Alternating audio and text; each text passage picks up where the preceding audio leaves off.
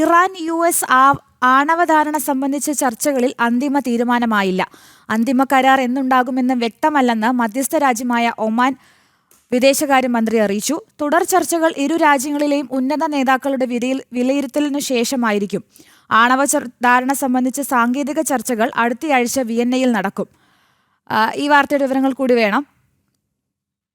സ്ഥിതി നേരത്തെ നമ്മൾ സൂചിപ്പിച്ചതുപോലെ അതിസങ്കീർണമായ ഒരു സാഹചര്യമാണ് ഇപ്പോൾ ഉണ്ടായിരിക്കുന്നത്. പക്ഷേ നിലവിൽ അത് ആണവ ധാരണയിൽ എത്തുമെന്നൊരു നിലപാട് തന്നെയാണ് ഇറാന്റെ വിദേശകാര്യമന്ത്രി അബ്ബാസ് അറാഖ്ചി അറിയിക്കുകയും ചെയ്തിരിക്കുന്നത്.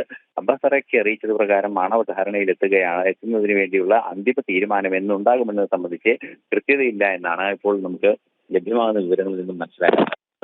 നിലവിൽ നമുക്ക് ലഭ്യമാകുന്ന വിവരങ്ങൾ അനുസരിച്ച് ഈ കാര്യത്തിൽ ഒരു കൃത്യത വരേണ്ടത് അഫ്ഗാന്റെയും ഉത്തരവാദിത്തപ്പെട്ട സംവിധാനങ്ങളുടെയും ഭാഗത്തു നിന്നാണ്.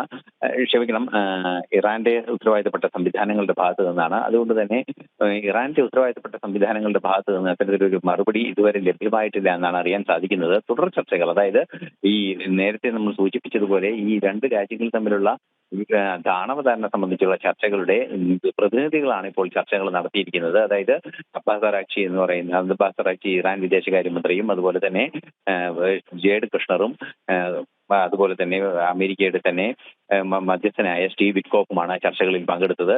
എന്നാൽ ഈ മധ്യസ്ഥ രാജ്യമായ, അതായത് ഈ രണ്ട് ചർച്ചകൾക്കും US ഇറാൻ ചർച്ചകൾക്ക് മധ്യസ്ഥം വഹിക്കുന്ന ഒമാനിന്റെ വിദേശകാര്യമന്ത്രി ബദർ അൽ ബുസൈദി അറിയിച്ചിരിക്കുന്നത് എന്ന് ഇത് സംബന്ധിച്ച് ഒരു അന്തിമ തീരുമാനമുണ്ടാകും എന്നത് സംബന്ധിച്ച് വ്യക്തമല്ല.